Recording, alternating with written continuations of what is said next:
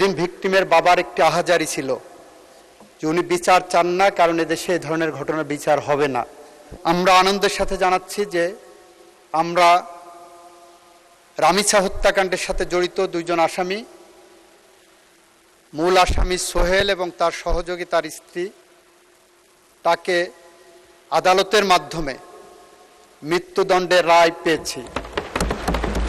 আমি এখন মাননীয় আইনমন্ত্রীকে 320-তে একটি বিবৃতি রাখার জন্য অনুরোধ জানাচ্ছি। বিবৃতি প্রদান করুন। মাননীয় স্পিকার, আপনাকে ধন্যবাদ। মাননীয় স্পিকার, আপনার মাধ্যমে বাংলাদেশের সম্প্রতি ঘটে যাওয়া একটি অত্যন্ত হৃদয় বিদারক ঘটনার বিচার সম্পর্কে আপনার মাধ্যমে এই জাতীয় সংসদকে, এই মহান সংসদকে এবং গোটা জাতিকে আমরা অবহিত করতে চাই। মাননীয় স্পিকার, মাননীয় স্পিকার, গত 19শে মে ঢাকা শহরের পল্লবী এলাকায় একটি অত্যন্ত নৃশংস ঘটনা ঘটেছিল, আপনারা সবাই দেখেছেন। সে নৃশংস ঘটনায় 8 বছরের শিশু রামিছা ধর্ষণ এবং হত্যাকাণ্ডের শিকার হয়। এই ঘটনার 7 ঘন্টার মধ্যে আমাদের পুলিশ বাহিনী 2 জন মূল আসামিকে গ্রেপ্তার করতে সক্ষম হয়। সরকারের পক্ষ থেকে তাৎক্ষণিক পদক্ষেপ নেওয়া হয়।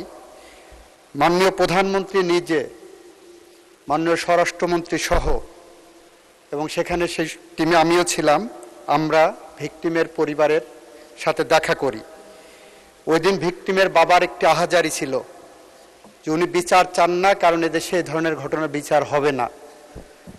আমরা আশ্বস্ত করেছিলাম, মাননীয় প্রধানমন্ত্রী আশ্বস্ত করেছিলেন, এই ঘটনার আমরা বিচার করতে বদ্ধপরিকর।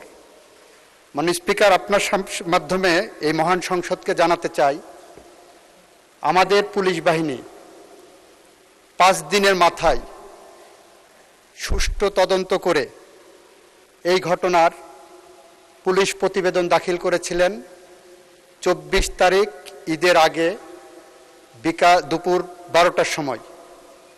24 তারিখ দুপুর 4টের মধ্যে সেই চার্জশিট আমরা সিএমএম কোর্ট থেকে সংশ্লিষ্ট ট্রাইব্যুনালে নিয়ে যাই। মাননীয় স্পিকার, আমাদের সামনে একটা শঙ্কা ছিল, সেটা হলো বাংলাদেশের সমস্ত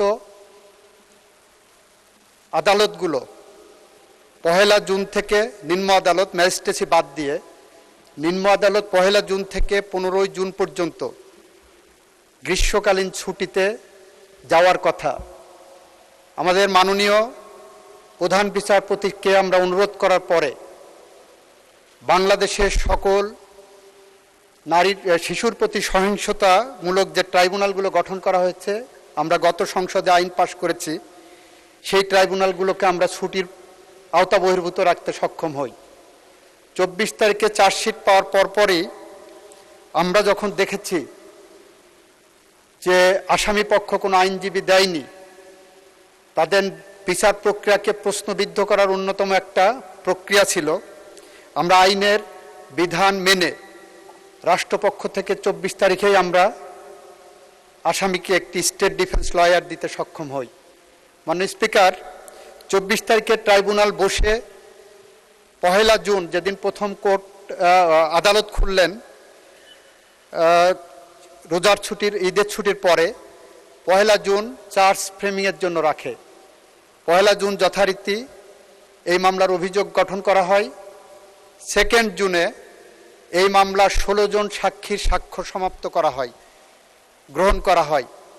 3 জুনে এই মামলায় আসামি পক্ষ কোনো সাক্ষী দিতে চান কিনা সেই ধরনের একটি দিন ধার্য রাখা হয়। 4 জুনে যুক্তিতর্কের জন্য উপস্থাপন দিন ধার্য করা হয়। 5 and 6 জুন শুক্র শনি থাকাতে 7 জুন আজকে ছিল, আজকে রায়ের জন্য দিন ধার্য ছিল এবং রায় যথারীতি ঘোষিত হয়েছে।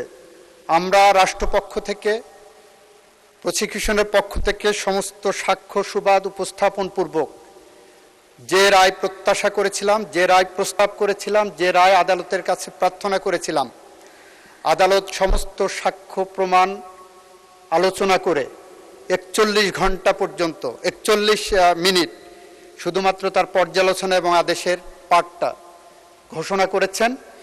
এবং আমরা আনন্দের সাথে জানাচ্ছি যে আমরা রামিসা হত্যাকাণ্ডের সাথে জড়িত 2 জন আসামি, মূল আসামি সোহেল এবং তার সহযোগী তার স্ত্রী, তাকে আদালতের মাধ্যমে মৃত্যুদণ্ডের রায় পেয়েছি।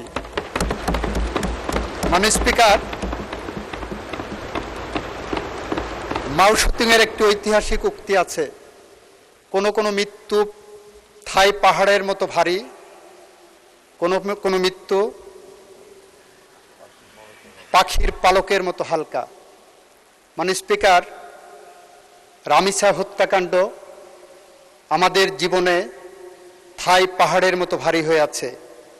আর যদি এই ফাঁসির আসামিদেরকে আমরা ফাঁসি কার্যকরের মধ্য দিয়ে তাদের মৃত্যু ঘটাতে পারি, তাহলে সেটা আমাদের জাতির কাছে পাখির পালকের মতো হালকা হিসেবে আসবে বলে আমরা বিশ্বাস রাখি। মাননীয় স্পিকার, এটুকু ছিল আমাদের পক্ষ থেকে এই মহান জাতীয় সংসদ এবং জাতির কাছে আমাদের দেওয়া প্রতিশ্রুতি। সেদিন আমরা বলেছিলাম, আমাদেরকে যখন সাংবাদিকরা প্রশ্ন করেছিলেন রামিসার বাবা বিচার চান না, এ বিষয়ে আমাদের বক্তব্য কী, আমরা বলেছিলাম এর একমাত্র জবাব হবে তাকে সেই আস্থার জায়গা ফিরিয়ে দেওয়া। আজকে রামিসার বাবা বলেছেন এই বিচারে উনি সন্তুষ্ট, আমরা তার আস্থার জায়গা ফিরিয়ে দিতে পেরেছি। মাননীয় স্পিকার, আপনাকে ধন্যবাদ। ধন্যবাদ মাননীয় মন্ত্রী। মাননীয় সদস্যবৃন্দ, মাননীয় আইনমন্ত্রী, 300 বিধি হলো শর্ট স্ক্রিপ্ট।